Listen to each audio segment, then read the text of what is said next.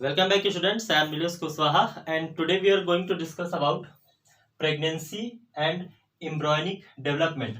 तो स्टूडेंट्स आज हम लोग ह्यूमन रिप्रोडक्शन के इस चैप्टर में समझेंगे प्रेगनेंसी एंड एम्ब्रियोनिक डेवलपमेंट को। ओके, प्रीवियस का जो हमारा लेक्चर था वहां पर हम लोग इम्प्लांटेशन को समझे थे।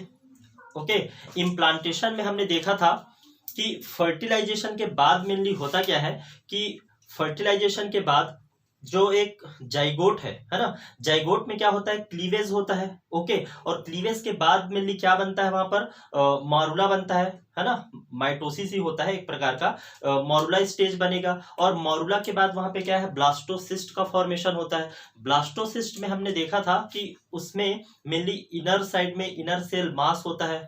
ओके, और आउटर लेयर होती है जिसको हम ट्रोफोब्लास्ट कहते हैं। ओके, तो जो ट्रोफोब्लास्ट था वह ट्रोफोब्लास्ट क्या हो रहा था, तो एक यूट्रस की एंडोमेट्रियम में है ना, यूट्रस के वॉल में एंडोमेट्रियम में आके इम्प्लांट हो रहा था। ओके, इम्प्लांटेशन के बाद हमने देखा था और इस चीज को हमने वहां पर डिस्कस किया था कि जो आईसीएम है, आईसीएम मतलब क्या, इनर सेल मास है, वही आगे चलकर एक्चुअल एम्ब्रियो को बनाता है। ओके, तो यहाँ पर देखिए आपको एक चीज यहाँ पर क्लियर होनी चाहिए कि सबसे पहले यहाँ पर होता यह है कि जाइगोट, ओके, जाइगोट का फॉर्मेशन सबसे पहले होता है और जाइगोट के फॉर्मेशन के बाद, जाइगोट के बाद क्या बनता है, मॉरुला स्टेज आती है। ओके, मॉरुला के बाद क्या होता है, तो मॉरुला के बाद बनता है क्या, ब्लास्टुला, या जिसको हम ब्लास्टोसिस्ट कहते हैं। ओके, और ब्लास्टोसिस्ट के बाद मेनली फॉर्मेशन होता है गैस्ट्रुला स्टेज का।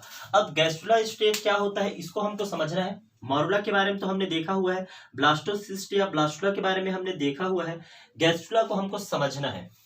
एक्चुअली होता क्या है कि inner cell mass, okay, inner cell mass, या हम ऐसा कहें कि जो ब्लास्टोसिस्ट है, ओके, एक ब्लास्टोसिस्ट में या ब्लास्टोसिस्ट के इनर सेल मास में जब जर्म लेयर का फॉर्मेशन होना स्टार्ट हो जाता है या जर्माइनल जो लेयर है वो दिखाई देती है। ओके, जब एक ब्लास्टोसिस्ट में जर्माइनल लेयर, एक ब्लास्टोसिस्ट के इम्प्लांटेशन के बाद में जब जर्माइनल लेयर उसमें बनने लगती है ना, इनर सेल मास ही जब इम्ब्रियो को मतलब इनर सेल मास ही इम्ब्रियो को बनाती है, तो उसी टाइम पे जब इम्ब्रियो को बनाने से पहले जब उसमें जर्माइनल लेयर बनती है, एक्टोडर्म, मीजोडर्म एंड क्या, इंडोडर्म। ओके, ये जर्माइनल लेयर है, तो इनका ये जब विजिबल होती है ना, या बनने लगती है, उस स्टेज को हम क्या कहते हैं, उसको हम कहते हैं गैस्ट्रुला कहते हैं। ओके, तो मॉरुला, ब्लास्टुला या ब्लास्टोसिस्ट एंड गैस्ट्रुला, ये सीक्वेंस आपको याद रखना है। ओके, और ये जो, चलिए इतना लगभग आपको याद रखना है। ओके, अब देखिए, चलिए अब हम आते हैं यहाँ पर और देखते हैं कि एनसीईआरटी ने क्या कुछ चीजें को मेंशन किया है, उनको हम ओके देखते हैं। चलिए, तो यहाँ हम देखें कि आफ्टर इम्प्लांटेशन, ओके, इम्प्लांटेशन के बाद finger like projection appear on the trophoblast.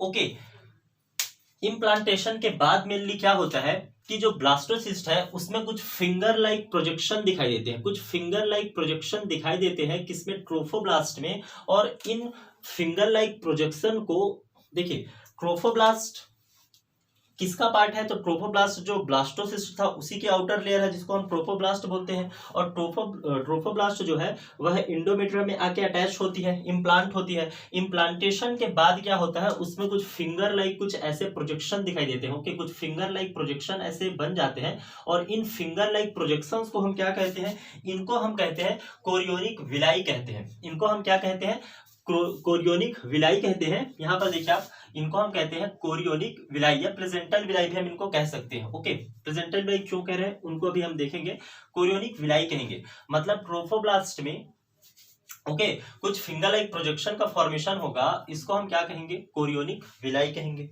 Okay, which are surrounded by the uterine tissue, और यह जो कोरियोनिक विलाई है यह यूटेराइन टिश्यू से एंड मैटरनल ब्लड से सराउंडेड हो जाती है।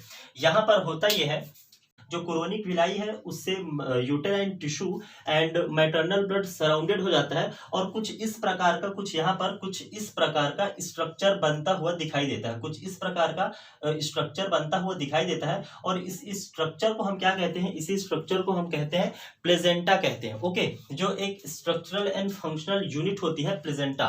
प्लेजेंटा एक बहुत इंपॉर्टेंट ऑर्गन होता है ना, एक बहुत इंपॉर्टेंट पार्ट है, देखेंगे अभी हम उसके बारे में। ओके, तो प्लेजेंटा क्या होता है, देखिए क्या कुछ चीजों का एनसीईआरटी ने मेंशन किया है कि the chorionic villi and uterine tissue. Okay, जो कोरोनिक विलाई है, chorionic villi, okay, chorionic villi and uterine tissue become interdigitated. ये इंटरडिजिटेटेड जो वर्ड है इसका क्या मतलब है, इसका मतलब कुछ इस प्रकार से है ना, कुछ इस प्रकार से, मतलब जो यूट्रस है ना, या हम कहें जो ओके जो यूट्रस है ना, जो यूट्रस की वॉल है, जो यूटेराइन टिश्यू है एंड जो ट्रोफोब्लास्ट से है ना, ट्रोफोब्लास्ट में जो कोरोनिक विलाई है उनके बीच में कुछ इस तरह का एक कनेक्शन है, कुछ इस तरह का एक कनेक्शन होता है। मेनली होता यह है कि एक जो इम्ब्रियो है, एक जो फीटस है उसका, और जो है ना मतलब जो मैटरनल जो ब्लड है ना, जो मदर का जो ब्लड है एंड जो एक फीटस का जो ब्लड है, ये क्या होता है, आपस में कभी भी इंटरमिक्स नहीं होते।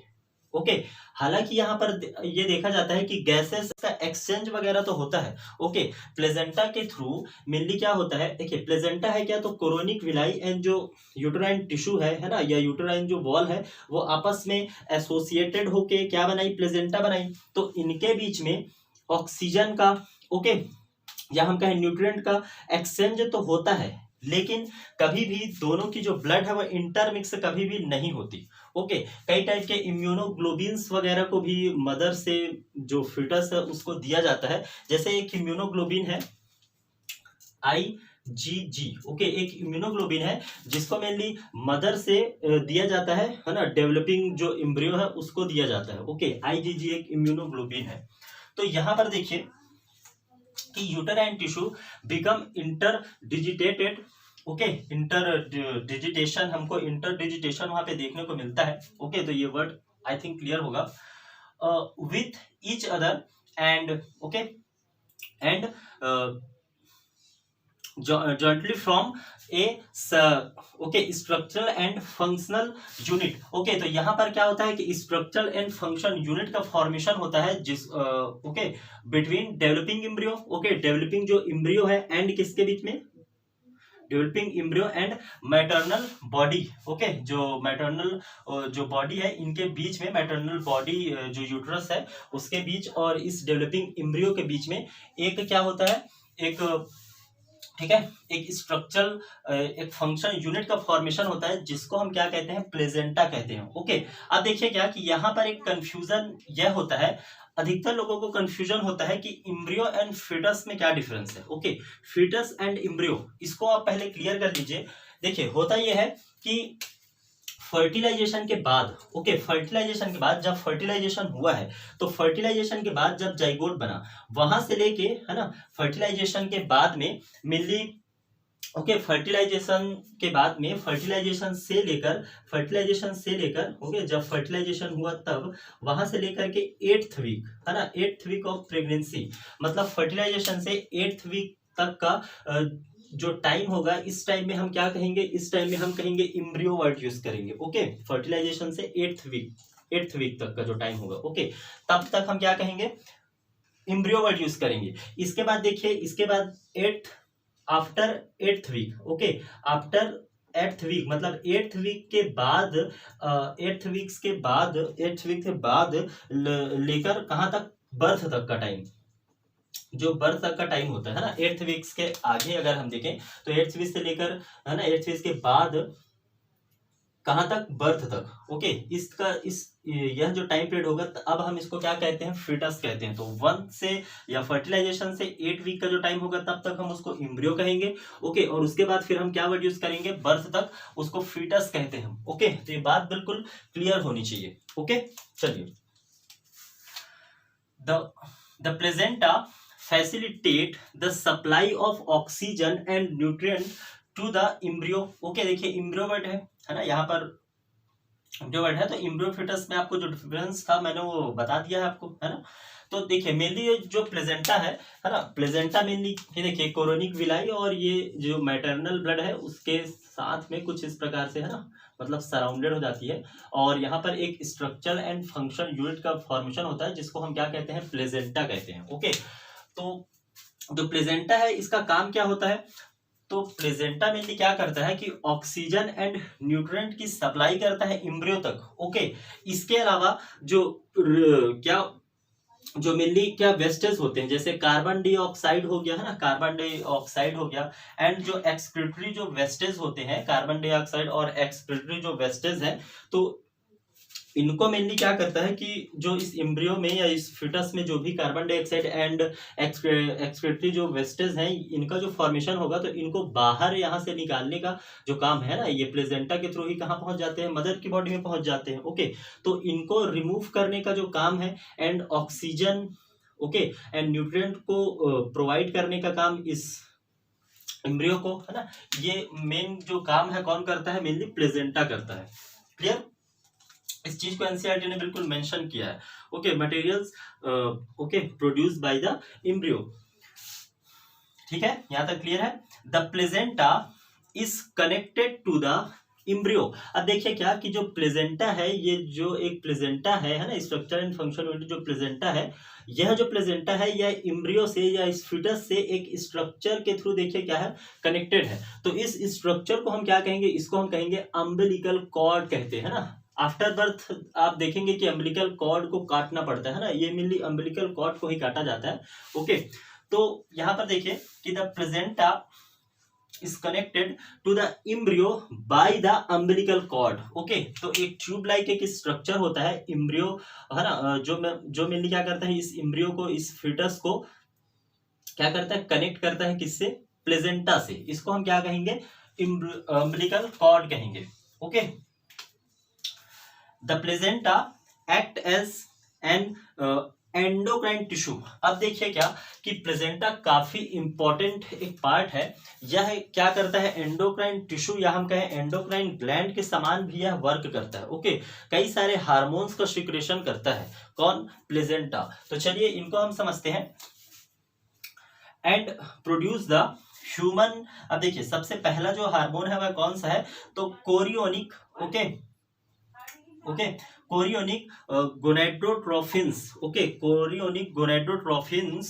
ओके, ह्यूमन कोरियोनिक गोनेडोट्रोफिन्स, ये एक हार्मोन है ह्यूमन कोरियोनिक गोनेडोट्रोफिन्स। ये क्या करेगा, कॉर्पस लुटियम को मेंटेन करेगा, है ना, कॉर्पस लुटियम को, और कॉर्पस लुटियम से प्रोजेस्टेरॉन अधिक मात्रा में रिलीज होगा। तो प्रोजेस्टेरॉन के अधिक मात्रा में रिलीज होने से मेनली होता यह है कि बहुत मात्रा में प्रोजेस्टेरॉन रिलीज होने के कारण क्या है, म्यूकस का सिक्रेशन बढ़ जाता है सर्विक्स वाले रीजन में। ओके, और काफी मात्रा में म्यूकस का सिक्रेशन बढ़ता है सर्विक्स वाले रीजन में, जिसके कारण क्या होता है, एक म्यूकस की एक प्लग का फॉर्मेशन हो जाता है। एक म्यूकस की प्लग का फॉर्मेशन हो जाता है कहां पर, मेनली सर्विक्स वाले रीजन में। ओके, और इससे क्या होता है, एक प्लग बनता है। प्लग क्या होता है, एक सेमी सॉलिड, है ना, सेमी सॉलिड एक म्यूकस से बना हुआ एक, ठीक है, यहाँ पे एक स्ट्रक्चर होगा एक सेमी सॉलिड, है ना, जो सर्विक्स वाले जो भाग है उसको ब्लॉक कर देता है। मतलब प्रेगनेंसी के टाइम में मेनली क्या होता है कि ये सर्विक्स वाला भाग जो है वो म्यूकस प्लग से क्या होता है, ब्लॉक्ड होता है। क्यों होता है, जिससे क्या है, जो यूटेराइन टिश्यू है या जो फीटस है वो एक्सपेल ना कर जाए। ओके, इसके अलावा अगर हम देखें, है ना, मतलब यूटेराइन जो टिश्यूज है वो एक्सपेल ना करे, फीटस एक्सपेल ना कर जाए। इसके अलावा कई टाइप के बैक्टीरियल इन्फेक्शन, है ना, आ सकते हैं इस पूरे, है ना, इस इंटर कर सकते हैं। तो इस बैक्टीरियल इन्फेक्शन वगैरह को, इनको सबको रोकने के लिए, प्रिवेंट करने के लिए भी एक प्लग का फॉर्मेशन हो जाता है सर्विक्स वाले रीजन में। ओके, पूरी तरह से इसको ब्लॉक कर दिया जाता है। ओके, क्लियर है। आपने देखा होगा कि प्रेगनेंसी का जब मेनली टेस्ट किया जाता है, ओके, तो यूरिन, है ना, यूरिन के हेल्प से किया जाता है ना, यूरिन के जैसे कई टाइप के प्रेगनेंसी का जो किट वगैरह आता है ना, तो मेनली होता क्या है कि HCl का, है ना, सॉरी, HCG का जो लेवल है वह काफी हाई होता है प्रेगनेंसी के टाइम में, है ना। प्लेसेंटा से काफी मात्रा में इसको सीक्रेट किया जाता है। और यह जो HCG है यह यूरिन के थ्रू क्या होता है, रिलीज होता है या यूरिन के साथ बाहर आता है। तो जो किट वगैरह जो होते हैं, है ना, जो प्रेगनेंसी के जो किट्स होते हैं उनमें मेनली क्या होता है कि उनमें HCG को ही, है ना, HCG के लेवल को ही पता किया जाता है। अगर HCG प्रेजेंट होता है ना, अगर HCG प्रेजेंट है मतलब क्या है, 100% प्रेगनेंसी है वहां पर। ओके, तो HCG के लेवल को ही मेनली उन किट्स वगैरह में, प्रेगनेंसी किट वगैरह में है ना, मेजर किया जाता है कि मतलब वो प्रेजेंट है या नहीं है। ओके, क्लियर है। तो इसकी हेल्प से ही मेनली प्रेगनेंसी को भी, है ना, पता किया जाता है। ठीक है, चलिए इसके अलावा हम देखते हैं क्या, इसके अलावा एक और हार्मोन है HCG के अलावा, ह्यूमन प्लेजेंटल लैक्टोजन, है ना। तो ये तो नाम से ही क्लियर है, देखिए कि इसका काम क्या होता है कि यह मेनली प्लेजेंटा से रिलीज होने वाला हार्मोन है, जो है ना, ह्यूमन प्लेजेंटल लैक्टोजन, जो मेनली क्या करता है, HPL, यह क्या करता है कि मेमोरी ग्लैंड में, है ना, या हम कहें मेमोरी ग्लैंड को, है ना, को स्टिमुलेट करने का काम करता है ना। प्रेगनेंसी के टाइम में मेमोरी ग्लैंड के ग्रोथ को, है ना, मेमोरी ग्लैंड के ग्रोथ को प्रेगनेंसी के टाइम में स्टिमुलेट करने का काम कौन करता है, तो HPL करता है। क्यों करता है, क्योंकि, है ना, बर्थ के बाद, है ना, जो ब्रेस्ट है ना, जो मेमोरी ग्लैंड है वो क्या है, मेच्योर हो चुका हो, है ना। क्योंकि अगर जो बेबी है उसको फीड के लिए मेनली बाद में क्या होता है, वो हेल्पफुल होता है ना, वही तो मेनली वो बेबी फीड करता है। तो इसके लिए क्या है, प्रेगनेंसी के टाइम में HPL जो है वह क्या करता है, मेमोरी ग्लैंड के ग्रोथ को स्टिमुलेट करता है। ओके, एस्ट्रोजन का भी लगभग ऐसा ही काम होता है, ये भी मेमोरी ग्लैंड के ही ग्रोथ को, है ना, मेमोरी ग्लैंड के ही डेवलपमेंट को क्या करता है, स्टिमुलेट करता है। इसके अलावा अगर हम देखें प्रोजेस्टेरॉन, तो प्रोजेस्टेरॉन का तो काम हमको पता है कि यह जो इंडोमेट्रियम को, है ना, मेंटेन करने का काम जो है यही करता है, उसको थिकनिंग प्रोवाइड करता है। तो सेम काम होगा इसका। इसके अलावा देखिए एक और हार्मोन है रिलैक्सिन। ओके, यह रिलैक्सिन जो हार्मोन है यह सीक्रेट कहाँ से होता है, ओवरी से सीक्रेट होता है, ये प्लेसेंटा का हार्मोन नहीं है। ओके, यह एनसीईआरटी ने चीज को मेंशन किया है कि मेनली ओवरी से एक हार्मोन को सिक्रेशन होता है जिसका नाम क्या है, रिलैक्सिन। अब ये रिलैक्सिन क्या करता है, तो रिलैक्सिन मेनली क्या करता है कि प्यूबिस सिम्फाइसिस को ब्रॉडर करता है ना, डिलीवरी के टाइम पे प्यूबिस सिम्फाइसिस जो मेनली कुछ कनेक्टिव, है ना, कनेक्टिव टिश्यू के थ्रू आपस में जुड़े हुए होते हैं, उनको रिलैक्स करने का, उस कनेक्टिव टिश्यू को रिलैक्स करता है, जिससे प्यूबिस सिम्फाइसिस थोड़ा चौड़ा हो जाता है, ब्रॉडर हो जाता है, जिससे जो बेबी है, जो फीटस है, उसका क्या है, हेड बाहर आ पाए। ओके, तो यह काम किसका होता है, रिलैक्सिन का होता है। ओके, इसके अलावा अगर हम देखें तो कुछ ऐसे हार्मोन्स हैं, है ना, कुछ ऐसे हार्मोन है जो ओनली प्रेगनेंसी के टाइम में ही दिखाई देते हैं, है ना, प्रेगनेंसी के टाइम में ही रिलीज होते हैं। हम कहें कौन कौन से, तो HCL, है ना, HCG, HPL, okay, HCG, HPL and relaxin are produced only during pregnancy. तो यह ओनली प्रेगनेंसी के टाइम में, इसको हम प्रेगनेंसी स्पेसिफिक हार्मोन्स भी कह सकते हैं। ये क्वेश्चन आपसे पूछा जा सकता है कि ओनली प्रेगनेंसी के टाइम में कौन कौन से हार्मोन है जो रिलीज होते हैं। तो HCG, HPL एंड रिलैक्सिन ही वो हार्मोन है जो मेनली प्रेगनेंसी के टाइम में ही रिलीज किए जाते हैं। ओके, चलिए आगे देखते हैं। Hormones like estrogen, progesterone, cortisol, okay, prolactin, thyroxine are increased several fold in the maternal blood। Okay, मतलब होता यह है कि प्रेगनेंसी के टाइम में मेनली ये जो हार्मोन है इनका सिक्रेशन काफी बढ़ जाता है। ओके, दीज हार्मोन्स सपोर्ट, है ना, क्यों बढ़ जाता है, क्योंकि ये सपोर्ट करते हैं फीटल के ग्रोथ को, फीटस के ग्रोथ को, and help in the maintenance of pregnancy. Okay, pregnancy maintain रखने में, एंड इसके अलावा अगर हम देखें तो फीटस के ग्रोथ में काफी हेल्पफुल होते हैं, इसलिए इनका जो सिक्रेशन है वह काफी बड़ा हुआ होता है ड्यूरिंग प्रेगनेंसी। ओके, अब देखें क्या कि immediately after implantation, okay, implantation के बाद जो इनर सेल मास है, ICM मतलब क्या, इनर सेल मास। ओके, या और इनर सेल मास ही क्या करता है, एक्चुअल एम्ब्रियो को बनाता है। ओके, तो इनर सेल मास जो है या जो एम्ब्रियो है गेट्स डिफरेंशिएटेड, है ना, इसमें डिफरेंशिएशन चालू होता है। Okay, into the ectoderm, mesoderm and endoderm. Okay, तो देखिए होता क्या है कि जो इनर सेल मास है, इनर सेल मास क्या होती है, डिफरेंशिएट होती है एक्टोडर्म, मेसोडर्म एंड एंडोडर्म में।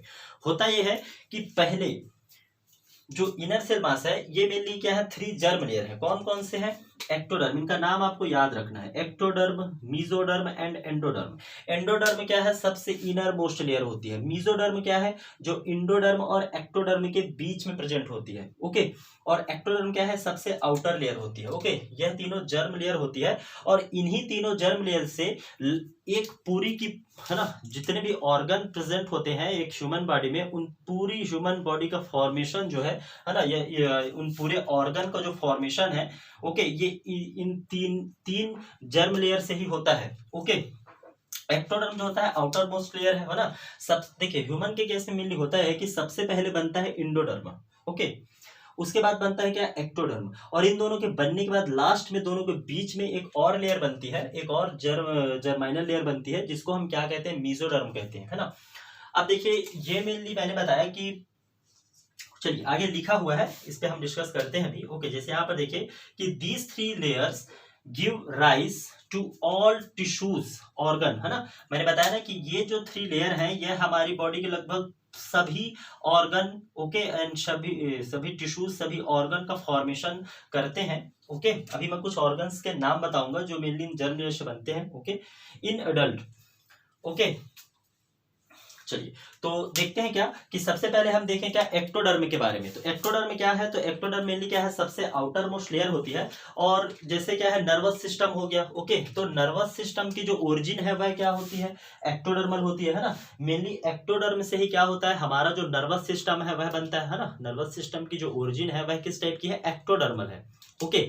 इसके अलावा अगर हम देखें कि मीजोडर्म, ओके, तो मीजोडर्म से जो गोनैड्स वगैरह जो होते हैं, है ना, जो गोनैड्स हैं, इनके अलावा अगर हम देखें कि जो किडनी है ना, किडनी हो गया, गोनैड्स हो गया, ओके, ब्लड वेस्कुलेटरी सिस्टम हो गया, लिम्फेटिक सिस्टम हो गया, स्प्लीन हो गया, है ना। तो ये जो पूरे ऑर्गन हैं ये किससे बनते हैं, तो ये बनेंगे मीजोडर्म से। इनकी सबकी जो ओरिजिन है वह मीजोडर्मल होती है, ओके। इसके अलावा हम देखें कि एंडोडर्म, तो एंडोडर्म से मिलने अगर हम देखें तो स्टमक हो गया, है ना, टंग हो गया, लीवर हो गया, पैंक्रियाज हो गया, है ना, लंग्स हो गए। तो इनका जो ओरिजिन है वो किस टाइप की है, इनकी जो ओरिजिन है वह एंडोडर्मल होती है, ओके। तो मैंने तो कुछ ऑर्गन का बताया, लगभग पूरे जो हमारे बॉडी के जो ऑर्गन्स है वो इन्हीं 3 जर्म लेयर से बनते हैं, ओके, ठीक है। अब देखिए क्या कि जो इनर सेल मास है, okay, inner cell mass contain certain cells. Inner cell mass में कुछ सेल्स होते हैं, ओके, कॉल्ड स्टेम सेल, जिसको हम क्या कहते हैं, स्टेम सेल कहते हैं। काफी इंपॉर्टेंट है ये स्टेम सेल्स, है ना। इनर सेल मास कुछ सेल को कंटेन करके रखा होता है जिसको हम स्टेम सेल कहते हैं। विच हैव, अब देखिए इनमें ये पोटेंशियल होता है ना, ये मतलब इसमें है ना, पोटेंसी होती है इनमें टू गिव राइज, है ना, to all the tissues and organs. मतलब क्या है कि यह जो स्टेम सेल है ना, इनको मेनली आप इनके बारे में पढ़ेंगे आगे चल के कि इनको प्रिजर्व भी किया जाता है ना, स्टेम सेल्स वगैरह को, क्योंकि इनमें ये कैपेसिटी होती है, ये है ना, पोटेंशियल इसमें होती है कि ये हमारी बॉडी के लगभग सभी टिश्यूज को, सभी ऑर्गन्स को बना सकते हैं, इसलिए इनको प्रिजर्व करके भी रखा जाता है, ओके, ओके, यहां तक क्लियर है, ओके। इसके बाद हम लोग देखेंगे कि किस प्रकार से मेनली एक फीटस का डेवलपमेंट होता है, ओके। चलिए देखते हैं कि आफ्टर 1 मंथ, ओके, होता क्या है कि 1 मंथ के बाद जो एक इम्ब्रियो है उसमें हार्ट इज फॉर्म्ड, है ना। मतलब क्या कि एक इम्ब्रियो में हार्ट का फॉर्मेशन 1 महीने के बाद हो जाता है। स्टेथोस्कोप की हेल्प से हम 1 महीने के बाद उसमें हार्ट के, है ना, हार्ट बीट को सुन सकते हैं, ओके, एक फिटस में। इसके अलावा हम देखें कि end of 2nd month, okay, 2nd month के इंड में, ओके, ये जो डेटा है देखिए ये अलग अलग बुक्स में आपको अलग अलग मिल सकता है, लेकिन आपको एनसीईआरटी को ही लेकर चलना है, ओके, एनसीईआरटी को ही लेकर चलना है, क्योंकि यही एग्जाम में आपको लिखना है और यही इंपॉर्टेंट है और इसी को मेनली पूछा जाएगा आपसे। तो end of 2nd month of pregnancy, 2nd month के एंड में किसका फॉर्मेशन होता है, तो लिम्स एंड डिजिट्स का, है ना, जो उंगली वगैरह है, जो डिजिट्स है एंड जो लिम्स है ना, 4 लिम्स होते हैं हमारे में, तो इन लिम्स का फॉर्मेशन होता है कब, 2nd मंथ के एंड में लगभग इनका फॉर्मेशन होता है ना, किसमें, फीटस में, ओके। इसके अलावा अगर हम देखें तो एंड ऑफ 12 वीक्स, है ना। 12 वीक्स मतलब कितना, लगभग 3 महीने के आसपास, या हम इसको फर्स्ट ट्राइमेस्टर भी कह सकते हैं।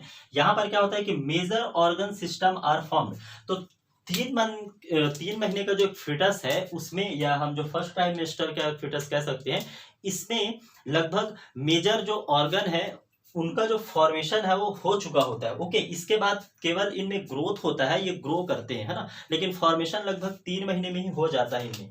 ओके, कुछ एग्जांपल्स भी दिए हैं, जैसे लिम्स वगैरह हो गए, है ना।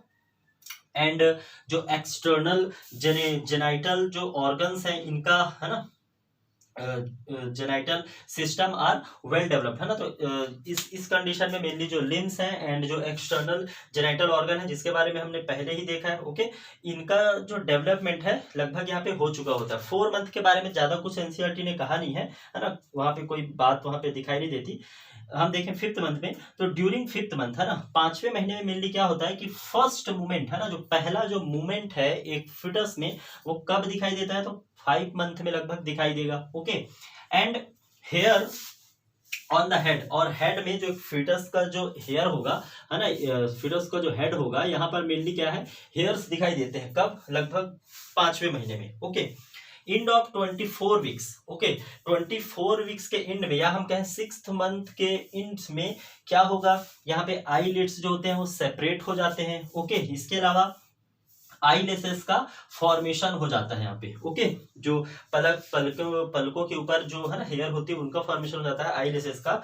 और by the end of 9 month, okay, और 9 मंथ के अंत में लगभग जो फीटस है वो पूरा डेवलप हो जाता है and is ready for delivery. Okay, और यह डिलीवरी के लिए क्या होती है, रेडी होती है। लगभग 9th मंथ के एंड में जो एक फिटस है ना, फिटस है ना, एम्ब्रियो हम नहीं कहते उसको, फिटस कहते हैं, और वो क्या है, डिलीवरी के लिए क्या होती है, रेडी होती है, तैयार हो चुकी होती है। ओके, तो स्टूडेंट्स देखिए, आज हमने लगभग प्रेगनेंसी एंड एम्ब्रियोनिक डेवलपमेंट, है ना, इस टॉपिक को पूरी तरह से समझने की कोशिश किया है। आई होप कि चीजें आपको समझ में आई होगी। ओके, चलिए, थैंक यू।